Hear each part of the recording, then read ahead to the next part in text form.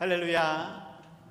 하나님의 사랑과 은혜가 이 시간에도 풍성하기를 축복합니다.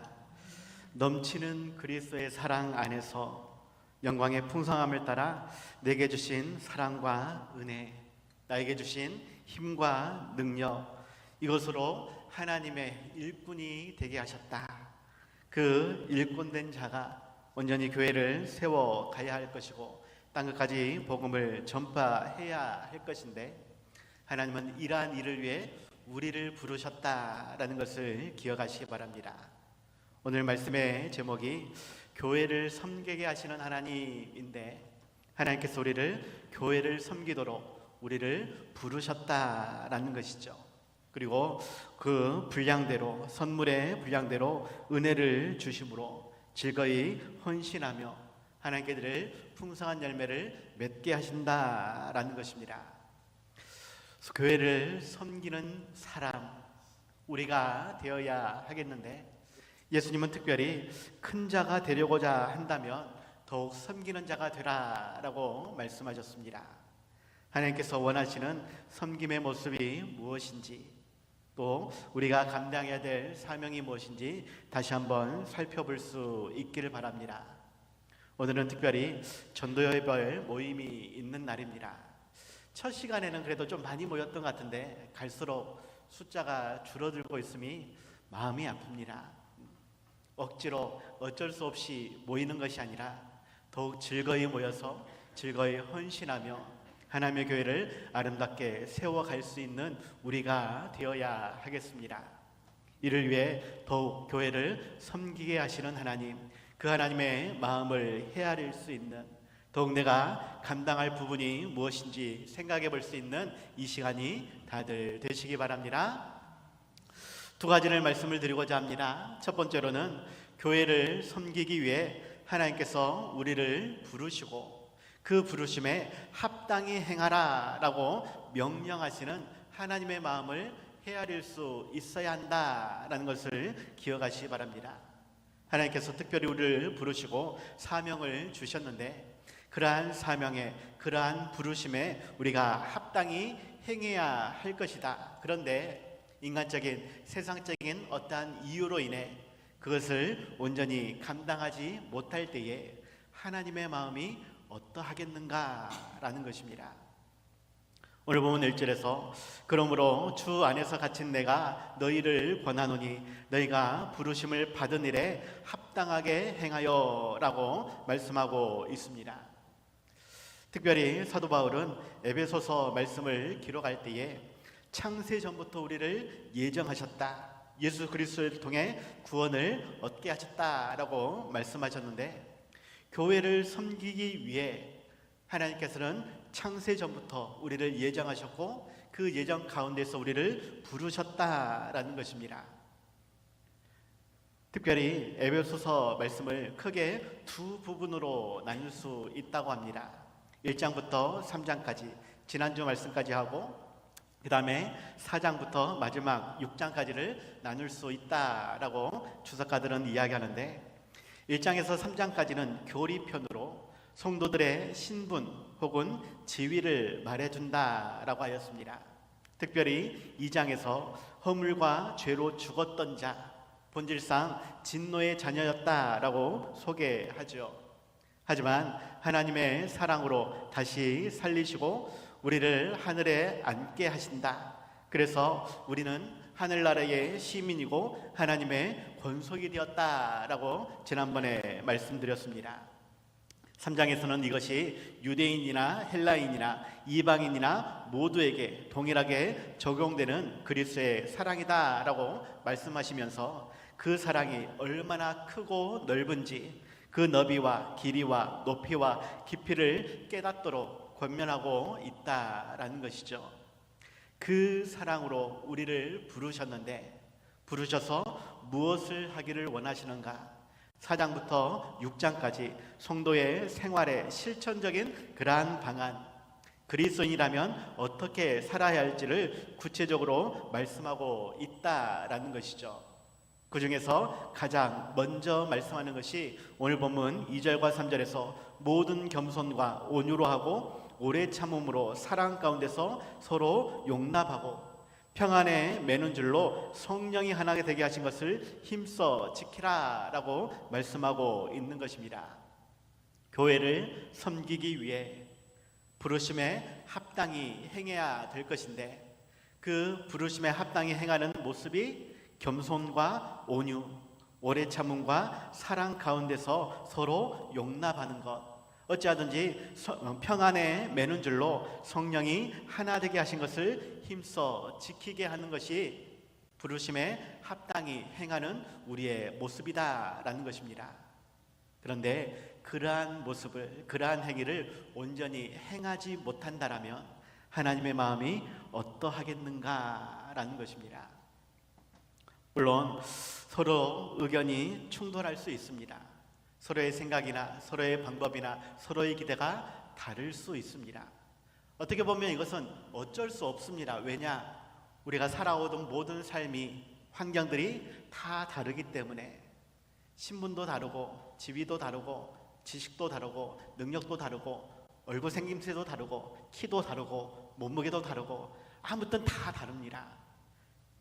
같다라고 하면 눈이 2개, 코가 1개, 귀가 2개, 입이 1개, 이 정도는 같지요. 손가락은 분명 5개이긴 하겠지만 어떤 사람은 손가락이 적은 사람도 있습니다. 심지어 많은 사람도 있습니다. 인터넷에 보니까 손가락이 6개인 사람도 있더라고요. 아무튼 하나님께서는 그러한 우리를 부르시고 어찌하든지 겸손과 온유로 하고 오래 참음으로 사랑 가운데 서로 용납하라라고 평안에 매는 줄로 성령이 하나 되게 하신 것을 힘써 지켜야 한다라고 이것을 위해 우리를 부르시고 뒤에서 말씀을 드리겠지만 풍성한 사랑과 은혜를 은사와 달란트를 주시며 교회를 섬기게 하셨다라는 것입니다. 그런데 우리가 그렇게 행하지 못하면 하나님의 마음이 얼마나 아프시겠는가라는 것입니다. 특별히 부모된 우리로서는 자녀들의 모습을 볼 때에 더욱 충분히 그 마음을 헤아릴 수 있지 않을까 생각이 되어집니다. 자식들의 모습을 보면 맨날 저희 가정 이야기해서 죄송합니다만 2 녀석이 어떤 때는 정말 착하고 귀여워요. 어떤 때는 정말 말 잘 듣습니다. 설거지도 잘하고 밥도 잘 짓습니다. 청소도 잘하고 이것저것 부모가 시키면 잘 순종해요. 그런데 정작 공부는 안 합니다. 나름대로는 참 착하고 귀엽고 정말 사랑스러운 우리 자녀들인데 하나부터 10까지 다 계산해 보면 어떤 것은 잘하지만 어떤 것은 못함으로 인해 어떤 때는 기쁘지만 어떤 때는 근심에 가득 쌓이는 그러한 부모의 모습. 그런데 하나님도 그러한다라는 것입니다. 우리의 모습을 볼 때에 기뻐하고 즐거워할 것이 많이 있지만 하지만 부르심에 합당히 행하지 못하면 서로 사랑하지 못하고 서로 섬기지 못하고 이해하지 못하고 용서하지 못하고 그렇게 하나 되지 못하면 하나님의 마음은 아플 수밖에 없다라는 것입니다. 우리는 어찌하든지 하나님의 부르심에 합당히 행할 수 있길 바랍니다. 이를 위해서 먼저 겸손의 모습이 필요하다. 이 겸손은 자신의 부족과 무가치함을 깨닫고 자신보다 남을 낮게 여기며 종의 모습으로 남을 섬길 수 있는 마음이다 라고 이야기합니다. 먼저는 예수님께서 제자들의 발을 씻겨주시는 그러한 섬김의 모습으로 겸손의 모습으로 우리에게 보여주셨죠. 우리는 기꺼이 내 자신을 낮출 수 있어야 됩니다. 온전히 섬길 수 있어야 합니다. 2번째는 온유입니다. 이해심 깊음이라는 말로서 어느 한편으로 치우치지 않고 자신의 생각과 마음 그리고 본능적인 욕구 등을 스스로 자제하는 덕성을 의미한다라고 이야기하는데 말은 좀 복잡하지만 쉽게 이야기하면 자신의 생각과 욕심을 온전히 내려놓고 상대방의 입장에서 이해하려는 것, 이것이 온유라고 말할 수 있습니다. 여기에는 내가 틀릴 수 있다라는 것을 인정하는 것이 필요하지요.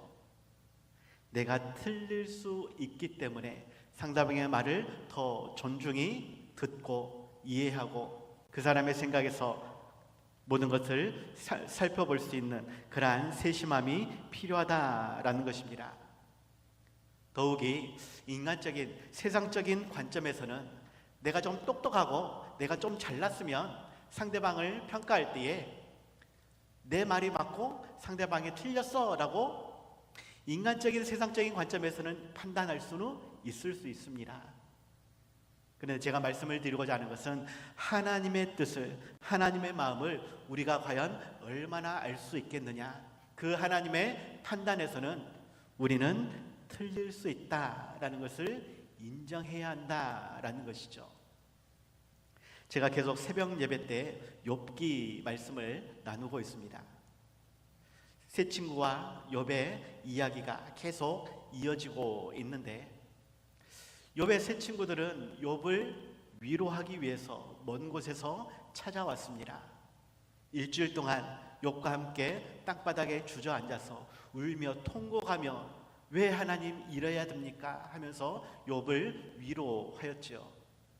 그러면서 그에게 위로와 권면의 말로 여러 가지 이야기를 하지만 오히려 욥의 입장에서는 그것이 더 마음을 상하게 하고 아프게 하고 힘들게 하고 그래서 나중에는 서로가 논쟁을 하게 되어지죠.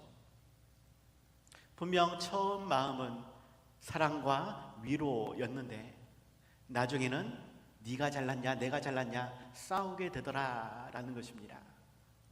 우리는 상대방의 마음을 혹은 하나님의 마음을 품고 서로를 바라볼 수 있어야 한다라는 것을 기억하시기 바랍니다.